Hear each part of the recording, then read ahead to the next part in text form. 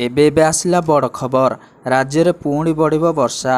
तेबे केउं सबु जिल्ला को सतर्क सूचना जारी करा जायछि संपूर्ण खबर जानिबा पूर्वरु वीडियो को गोटे लाइक करंतु एवं चैनल को सब्सक्राइब करने सहित बेल आइकन को दबाई दियंतु। चलंतु डेरी न करी खबर जानिबा। तेबे राज्य में पुणी बढ़िबो वर्षा। जुलाई पहिलारे राज्यर 8टी जिल्ला रे प्रबल वर्षा हेबो। सेही जिल्ला गुड़िक हेला कोरापुट, मालकानगिरी, कटक, नयागढ़, खोर्धा, जगतसिंहपुर, पुरी और केन्द्रापड़ा।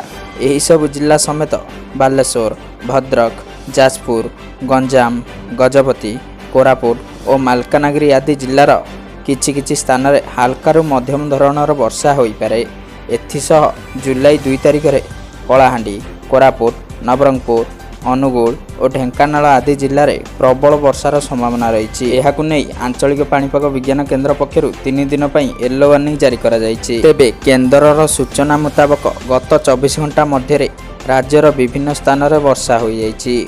उत्तर उपकूल ओडिशार अधिकांश स्थान में हल्कारु मध्यम धरणर वर्षा होइतिबा बेले उत्तर आभ्यंतरीण ओडिशा और दक्षिण ओडिशार केतेक स्थान में अति प्रबल वर्षा होइछि। आसंता काली भुवनेश्वर और एहार आखपाख अंचल में पाग मेघुआ रहिबा सह स्वल्प वर्षा होई पारे। राजधानीर सर्वाधिक तापमात्रा 33 डिग्री भितर रहिबा सह सर्वनिम्न तापमात्रा 25 डिग्री मध्य रहिबो।